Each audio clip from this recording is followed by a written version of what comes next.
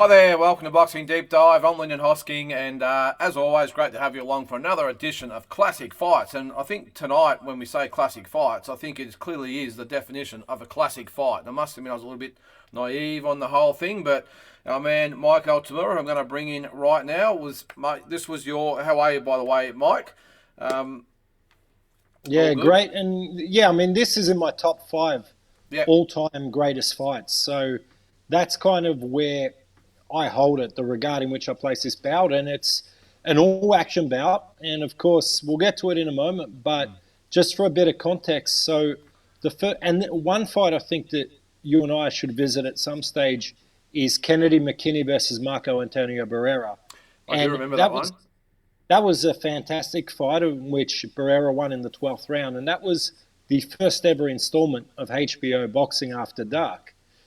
And they backed it up with an even greater classic with this week's selection, which, of course, if you want to go to it, I'll go to it. I was just going to say it was number 5 on your list, and I had to check it out, and I'm so glad I did. It is, of course, ARTURO Gatti Wilson Rodriguez, IBF Super Featherweight Championship, Madison Square Garden, New York, back in March 23, 1996. And Mike, as I said, when you mentioned it in your top 5 a couple of weeks ago, whatever it was, I remember thinking, I don't think I've seen that fight, and I sort of understand why now, because it was round about the time I had a little bit of important stuff going on in my own career. As you can see, it was March '96, training for a pretty big event at that stage. But I checked it out again, mate, and this is, as the definition says, a real classic fight.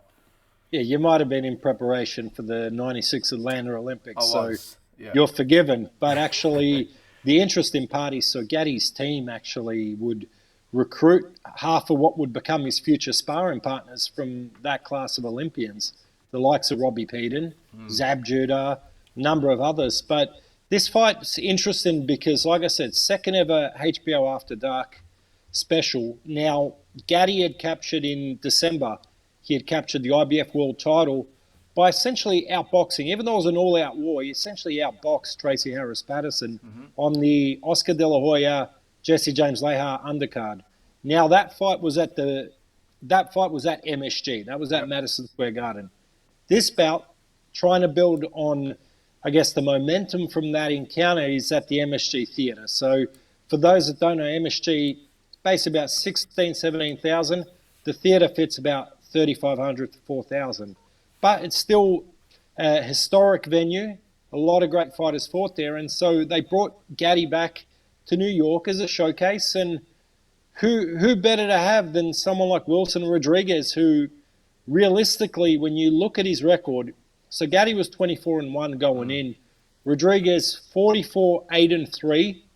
He had won 26 of his previous 27, but really the one fight to take out of that run was that he was essentially dominated and stopped late by John Molina in a world title crack. So he was seen as a guy with a credible record, world ranked, but to be the kind of ideal fodder to establish Arturo Gatti as a real draw card on the East Coast. Yeah, no, it certainly was, mate. I had a quick look through both records today, especially obviously Wilson Rodriguez, because I wasn't really familiar with him at all. Obviously, he'd never fought in America before. Was he Dominican Republic, I think it was from. Is that right? Yeah, Dominican, but based in Spain. But he'd fought in about 8 countries, but this was his first foray into the United States. Right, well, I'm going to get the fight going as we go. And one thing, as I said, we'll get it going anyway, but you'll see what we're talking about anyway as we go. So it is the IBF Super Featherweight Championship. This is 6 years before the Micky Ward trilogy as well. And obviously a lot of other fights. Mayweather, had he fought Mayweather by then? I don't think he had. No, he's 24-1, obviously. He had a 6-round loss, I think, early in his career. You'd probably know who that was against. I just remember him having a loss. Yeah, he got essentially out-slicked in a 6-rounder by King Solomon, but it was a 57-56 kind of deal. So it's one of, and Gatti's only 23 years of age here, so it's one of those losses you kind of forget. And you see Gatti coming out here winging, looking. If you'd watch a Tracy Patterson fight, his mentality in this fight's a bit different in that he's just come out firing rockets, firing home run hits, so to speak. Well, what got me with it as well is that I obviously didn't know much about Rodriguez. I still don't, apart from after you had your top five a couple of weeks ago. I did my research on it, especially when you said you were going to put this one up. But what really got me is that even though he had the 8 losses, like you said, I think he lost 7 of them really early in his career. Had the loss to Molina, of course. But what really surprised me is that he come out and he Gatti in the first probably 3 rounds, didn't he? Yeah, definitely. But just doing it with slick movement too. I mean, Gatti's best weapon, probably or most underrated weapon, was always that left hook to the body. But you see here, like Rodriguez, just a lot of level changes, using the jab, picking him off, and kind of using Gatti's aggression against him early in the piece. He did, and you could probably see. I mean, Gatti's never in a bad fight. Or never was in a bad fight. Obviously, he would take the fight to whoever it was the same way, pretty much every time. But you could see there he's trying to set himself to throw the hook to the body, obviously hook to the head, and he likes to get inside. But Rodriguez really, especially in this is the second round here. That first round, he really kept him at range, and I thought won the first round. Yeah, definitely. And you see here, I mean, Rodriguez literally can't miss him with the right hand. Doesn't matter if he swings it over the top, throws it straight. Every time he launches over the top, he's catching Gatti. Of course, Gatti there, like I said, he's an underrated body puncher, always was. He's looking to savage to the body, bring that hook to the head, but Rodriguez still pretty mobile. That was a brutal body shot there, too. And Rodriguez countered with a hook as well, which hit him flush from the door. But you can see there, the eye started to swell. Do we actually know what caused it? Was it a left hook or was it a head clash? Or No, that was a hook. That was the hook, yeah. And like Gatti always does, it swelled up really, really quick. And there's the knockdown there. Beautiful combination. Yeah, ran onto that shot, and Gatti jumped straight to his feet. You'd see later in his career, it'd take a bit longer to kind of settle himself. But early career, he'd only been down a couple times. So this kind of concept is foreign to him. Even look at that. No desire or no willingness to hold. Just straight back to wall. He's just one of those unique fighters, isn't he? I mean, sometimes it's at their peril, but the more hurt they are, the more they just go for it. There's no, well, I better hold, I better clinch, I better move, I better do something. But it's just, hey, you've knocked me down, now I'm going to knock you down. And just like I was saying to you for context, this is a stage in Gatti's career where he's not known as a modern-day gladiator. He was known as an exciting boxer puncher. Yeah. It's not like as if he had really built and cemented his name. It's fights like this that contributed to it. I was really impressed though with Rodriguez. Of course, he lost to Molina. As I said before, with the slickness, he's just his overall technique. How did the fight with Molina? Now, I think you said it was a bit of a shutout, that one. Yeah, so Molina just basically boxed and kept him at range and threw good combination punches, smooth combinations, good jab, and it negated a lot of what Rodriguez could do. Rodriguez is a naturally very relaxed guy, likes to fight a little bit on the back foot. And I think if Gatti went out there to systematically break him down, it would have been a bit easier. But because he's gone out swinging, he's just played into all the traps that Rodriguez is looking to set. Well, it's probably not, as I said before, it's Gatti, that's just what he does, or what he did. But when you get a slick guy like like this Rodriguez, who was obviously, what was the card there, 20-17 he had it, so obviously gave Rodriguez the first 2 rounds and the 10-8 round. But instead of trying to maybe tighten up and maybe move his head a little bit and everything else, you can see that Gatti just comes out and just goes for it. And that actually has got him in trouble here. Yeah, exactly. I mean, Arturo always possessed that strength. And even Rodriguez's team, after the second round, told him to keep boxing and keep turning him, not to hold his feet. So obviously the reason why they're cautioning him, Gatti, especially at this stage, at this weight, was a renowned power puncher. Yeah, he was. So and you can see there. Well, do you think that Gatti sort of? Not beautiful left hook there. Put him up. Yeah. I was just going to say, do you think Gatti sort of underestimated him a little bit, or he knew what he was up for? Obviously, because Molina had beaten him, and he just wasn't prepared for what Rodriguez brought. Yeah, I think that the way that he marched out there the first couple of rounds, he went out there not respecting that a receipt could come back. I think they were expecting an early round blowout, so definitely I would figure he underestimated him. Well, I mean, we've seen Gatti take a lot of beatings over the journey and come back, but you look at Rodriguez's face in this, and he hit him with absolutely everything: uppercuts, hooks, straight punches, and Gatti just kept coming at him. There's nothing more probably dispiriting as a fighter when that happens, when you're just not hurting. Well, he's hurting him, but he's just not stopping him coming forward. Yeah, absolutely. But Rodriguez's corner would have to be feeling confident in the sense that that right eye of Gatti's is Mm. rapidly shutting. And so it doesn't matter if he can't dent him or whatever it may be, if he can shut that eye and start to damage the other side, he'll force a stoppage. Yeah, well, the doctor did, I think, examine, or I think the referee, whatever it was, and had to count the fingers, and he got past it. So obviously he could see the punches, but you can just see the punches getting through. And this is only the fourth round. When I was watching, I was thinking, geez, it feels like it's like the eighth or ninth round, but it's only the fourth round. Both of them, well, especially Gatti, busted up. Both of them starting to show fatigue. You can see Gatti starting to get his range as well. So maybe his corner should have been telling Rodriguez, maybe take a round off and get just get your bearings back.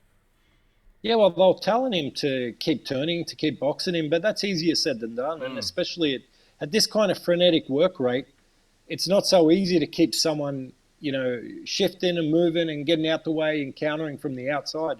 Sometimes it's easier to hold your feet, stand in range. One thing you can see here, though, is that Rodriguez obviously had the knockdown in the second, and a lot of fighters, when they knock someone down early or have some success, they tend to maybe stray away from the game plan a little bit and just try and take them out. And you just get the feeling here, this is what Rodriguez is doing here. You can see his chin just starting to raise a little bit in the air, the arms getting a little bit loose, and Gatti's starting to land that left hook to the head and body. Well, and he's continuing to have success catching Gatti, so you can understand why. But you see there, every now and then, Gatti shoots over that hook, and yeah, it looks like it could close the show at any time. Yeah, it does. But I mean, Gatti, geez, he was just tough, wasn't he? He just kept coming and coming and coming. Another thing you can see there, as I said, Rodriguez, well, I was just going to Oh say, my he's God. probably not hurting as much now, just as he has him in trouble. And really, you could almost, the referee, who had it been Arturo Gatti, could have made a point of stopping it there. Oh, absolutely. I mean, a lot of referees may even stop it in a panic when a guy's that hurt, but Yeah. Gatti never stops firing back, and I think No. that's what's kept him in the fight. Even with that eye rapidly swelling, all his intent was throughout focused on battle. Look, he's just letting them go. I just don't. And what I liked about it, I just saw before, they just absolutely just beat the hell out of each other. They'd still touch gloves at the end of the round. That's what you got to love about boxing, isn't it? That you beat the hell out of each other, and you touch glove and give each other a pat on the back, and you go back to the corner and reset for the next round. I think it took 20 seconds of round one for Gatti to realise how much he respects this man. Yeah. So we're in round five here, about halfway through.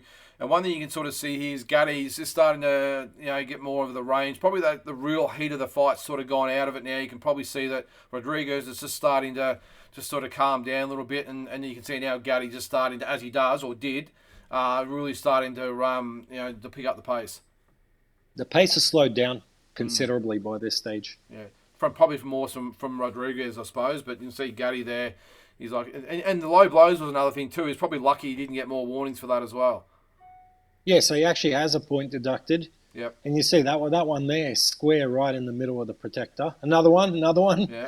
You get the point So, taken off there. yeah, here's the deduction. I mean, how many low blows are you going to hit a guy with before there's finally a ruling? But So, when you're actually hitting him in the backside, you know that getting away with it. But yeah, there was no doubt about that one. But there's no doubt, regardless of the low blows, the body shots are really starting to take their effect on Rodriguez. yeah, and you see, though, There Gatti it is there. continuing the Yep. pressure. And there's a knockdown. And spoke about Gatti's vaunted punching power to the body. I mean, like I said, other than really the Leonard Doran KO, there's not a lot of fights where it's really noted how heavy Gatti hit to the body, but it really was a weapon in his attack. And the big thing I saw from it as well, and if you're watching, you've got to watch the fight. The fight in its entirety, because round about here the crowd is going nuts and nuts. Look, and you can see Rodriguez come back here, and as I said, I thought the Ward fight was probably the one of the best fights you see. But I've got to say, mate, I think this tops it. Hence why I had this one in my top five. Well, You it know, just the doesn't get Ward- enough credit. As I said, I had more important things at the time to focus on. And I never saw the fight. Obviously saw the Gatti Ward fights and a lot of his other ones, but I never saw this fight. And if you haven't seen it, guys, if you're watching, just make sure you watch it with the sound up, because you can just imagine being in the building how good it would have been. Yeah, and if you're an aspiring cutman, the work of Joe Souza is extraordinary in this Yeah. fight. Arturo Gatti's corner. So we're in round 6 now. We're a minute in. You can see there that Rodriguez has slowed dramatically now. He's starting to not move. Gatti's got his tail up, and and his confidence up, and you'll see what happens in a sec. Yeah, I mean, look at how high in his stance Rodriguez is. He just got hurt with that rip and hook. And those uppercuts and hooks and body shots are really starting to make them up. But he still keeps fighting back. But probably not a clever game plan at this stage, if you ask me. I was watching things. He's probably now's the time to probably move a little bit. You know, maybe try and get your second win, get your range back. But he just couldn't move in the end. Keeps squaring up and placing himself on the ropes, which definitely tactically don't help. But it's easy to say from this vantage point without body shots. It is. Yeah. No, that's a lot easier. We can see here, Gatti starting really getting close, starting to rip and hook, and really starting to have an effect. And as I said, Rodriguez probably would have been best advised to move, but as Mike just said, it's easier said than done. And there is the money shot right there. Yeah, right on the button. And I think that this is actually one of those fights I watched live at the time. Watching live at the time, as soon as it landed, you knew that Rodriguez wasn't going to beat the count. Just a spectacular win. In hindsight, when I look back on this, my heart goes out to Rodriguez because that was his grand moment. And now he's just he's a dot point in history of a great Arturo Gatti comeback. No one really delves into Wilson Rodriguez's career and accords him much respect. But for 5.5 rounds, he fought the absolute fight of his life. Yeah, I was just going to say that. He was right on the verge. He's probably 75% of that fight he was on top. Unfortunately, sometimes that's not enough, and especially when it comes to someone like Arturo Gatti. I mean, he's an immortal boxer for a reason, not necessarily just because of his achievements or his basic skill, but the fact that this guy epitomises everything that we love about boxing. Yeah, definitely, and heart and soul. And I think that one of the real underestimated components of Gatti's game too is that he could box. He had pretty good skills, good educated jab, like I said, great body puncher, good combination puncher, but he just really loved being drawn into a tear-up, and that's what he become renowned for. And I think that if you really want to go and educate yourself on guys like Arturo Gatti, Micky Ward, look outside of the common fights. I think with Micky Ward, go and watch his fight with Emmanuel Augustus. Go watch some of his early career fights that were televised on ESPN with Tony Martin, guys like that. I think with Gatti, you take this fight, you go watch him with Gabriel Ellis, go watch him with Joe Hutchinson. There's a number of fights in his career. Thomas Damgard, late career. There's fights outside of the Micky Ward fight and some of the more renowned guys like Mayweather and De La Hoya he fought and that I think are considerably better when it comes to the spectacle of boxing. I think we need to do almost a new segment, Mike, whether it's a new show or a new segment. It's titled The Fights You Need to See. Not necessarily just, we do these types of fights, but we also do the big fights, but fights that, like you said, like this one, must-see fights. There might have been a lot of the fighters that are your favourites out there. We all have our favourite fighters, of course. Fights that you might not have seen, especially the fans that are probably newer to the sport in the last 10 or 20 years, to go back and see a classic of a Hagler or a Leonard or Hearns or Gatti or Tyson. Just one of these fights that, you've got to see that's not one of the mainstream and well-known fights. Yeah, absolutely. And I think that if this show continues over the next 1, 2, 3 years, we're going to start running out of the common classic fights that are the go-to as well. So you can always change it up and review the same fight with different guests and have different perspectives. But I think that there's so many closet classics in the history of the sport that we can enlighten this generation of fight fans too. And you see, I was watching just with a poster there as well. You can see in the undercard there, Lando Canizales. I used to love Canizales. And Junior Jones, I actually had the pleasure of meeting him at the Hall of Fame dinner back in June, and he's a great bloke. I must admit, though, Mike, he wasn't impressed with the Hall of Fame guys because he had to pay his own way. They didn't put him up, didn't feed him, nothing. He wasn't impressed. But a good guy anyway. None of that surprises me. I don't think Ed Brophy and the Hall of Fame guys have ever outlaid $1 for anything. No. They're looking for donations, right? Well, the thing that actually I think upset him the most is that he was in the parade and they didn't even put a sign on the car. So there would have been a lot of people saying, who's this guy? And I must admit, because he's a little bit heavier than that now, like we all get. But if I hadn't met him the night before, he probably would have drove past. I might have thought, who the hell is that? So it's a little bit sad. And but you're right. I mean, the Hall of Fame, that's another subject, of course. They've got a fundraise, and you're right, Ed Brophy. They're on the hunt at the moment. Actually for funds, if you're out there watching. But yeah, I looked at that, and they're all the days when the undercards were just sensational. And I think these days it's more about you have your main event, but the undercards just always a little bit of ho hum. You might get some of your fan favourites, but they're not really against other bona fide sort of stars as well. Very rarely anyway. These were the days where you had the main fight, and then you might have two, if not three, really good fights on the undercard that were really worth watching. Yeah, and I mean, look at Junior Jones. I mean, this was a bounce-back fight for both of them. So Yep. Canizales had stepped up, fought Wilfredo Vasquez Jr., dropped the loss in a 122-pound world title fight, couldn't make bantamweight anymore. And this was his foray into, was this one a featherweight or 122? No, I'm sure this is 122. Yeah, so this it is was. foray at 22. Again, Junior Jones had a shock title defeat loss to John Michael Johnson. Yep. Then even more shocking KO loss to Daryl Pinkney. And this was his big chance back on TV to build to something significant. Within a year of defeating Canizales by split, should have been unanimous, was split decision, Junior Jones is back on HBO, creating one of the biggest shocks of the decade in defeating Marco Antonio Barrera, not once but twice. So I think that the concept of HBO After Dark in the 90s was fantastic, because there would be that feature fight, which was much must-watch TV. But the co-feature always would establish the winner in a position to play, whether as a title contender, to challenge, whatever it may be. There was meaning behind their programming, and it's something I miss in the sport. And they used to invest in the undercard. We've spoken about it a lot with the Don King era, and you'd have, you might have Tyson, then you'd have Chavez and Nelson and whoever else on the undercard. They were great times.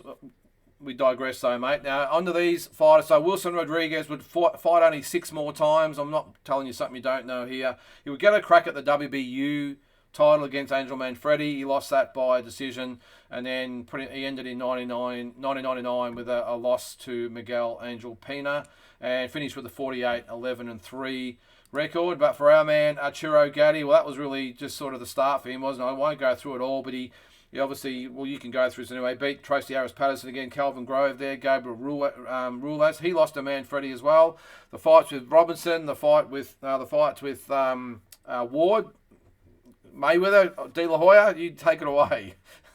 Yeah, I mean, look, it's endless with Arturo Gatti. He had about 3 rebirths in his career, where, those 2 fights with Ivan Robinson, a lot of people, he dropped 2 10-round decisions, and a lot of people thought he was completely finished. So he lost to Manfredi, got stopped on cuts, lost those 2 to Robinson, come back then to 140, he had that controversial bout with Joey Gamache, where many people believe Gatti never actually made the weight, and then proceeded to obliterate and flatten Gamache in 2 rounds.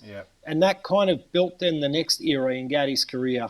And so, just when he looked down and out, he'd always find the way back, and really was the premier showman in boxing for the next 10 years from this point in history. Even plus, he really was always must-see TV on HBO. Yeah, so he lost to De La Hoya, of course, had the fights with Ward, beat Jesse James Leha, which is for the WBC super lightweight title. So that was a defence of the title. Lost to Mayweather, and then only had 3 fights after that. 2 of them losses against Baldomir and Alfonso Gomez before obviously tragically died in, what year was it, Mike, when he passed away? In Brazil, was that in 2000 and, let me guess, 2008? His last fight was 2007. Yeah, 2008, I'm sure. Yeah, it's just shocking, isn't it? It's just... And again, another one, very, very contentious circumstances. Yeah. His wife at the time was initially arrested and charged with his murder, and then the charges were mysteriously dropped. I'm not going to speak too much further on it here because I don't want to open myself up to litigation, but highly dubious, highly suspicious circumstances, especially given the fact that he was murdered/died in Brazil, which was of course, the home country of his wife. Seems to be the trend, doesn't it, a lot? And my wife actually came up with a really good idea with, because she's one of those real, what do you call it, true crime sort of thing. She loves that in the podcast about maybe doing a bit of a list of all the boxers that have died in mysterious circumstances, and maybe do a bit of a true crime boxing special. I've got the best one ever. What's best that one ever was a guy named Jesse James Hughes. Yeah, okay. I don't even know if you remember Jesse James Hughes. No. He actually, probably the best guy he ever fought was Buddy McGirt. Okay. But Jesse James Hughes was a guy that really built on ESPN in the 90s and was ranked top 10 in the world out of Alabama. Had a backward record. So he was like, he would have been like 27-12, but he was a real deal. Great action fighter, coming off a number of wins. He'd beat Nick Rupo, who of course will later lose to Shannon Taylor, beat Adrian Stone, who'd later fight Mosley for the world title, and a number of others. Anyways, mysteriously found dead in a creek near a train station and near a railway line, and the general thinking is that they reckon that because he was a bit of a bad boy himself, he used to go near the tracks and buy massive amounts of amphetamines from dealers and then hold them up and steal the money, keep the amphetamines, take whatever they had, and they reckon that one of those deals maybe backfired on him. But it's still unsolved. It's to me, it's one of the most fascinating deaths in the history of the sport. Well, maybe that's what we've got to do. The top 10 mysterious boxing deaths of all time. We like to change it up a little bit. I'm with you. Like, love doing the classic fights, and there's millions of them out there. But just, I really liked what you did. Was it last week or the week before you did it? Last week, wasn't it? When you did the last week. Yeah, really enjoyed that. So maybe we can throw a few more things out there. If anyone else has got any ideas, that was my wife's idea, to do a top 10 mysterious deaths, like a true crime sort of thing. But that'd be good. So we'll look into it anyway, mate. But all right, so we should have Tozzy Brown back next week. So we'll leave it up to him to decide what classic fight we're going to go with. And it can't be Bo Belbin and Jaden Riddle from the weekend. It's got to be something else. But he had a good weekend. But yeah, we'll get him back on next week. Obviously, he had the show on the weekend. He's a bit tired, but he's picked next week, and I'll be the week after. So all good, mate. Love the fight. I'm glad you brought it up because, as I said, it was about the time I missed this one. I never saw it, and it was great to watch it. If you haven't seen it, make sure you check it out. I'll put the link in the comments section, so check it out and make sure you watch it. It was classic fight. So, mate, always good, mate. We'll see you next week at same time, same channel.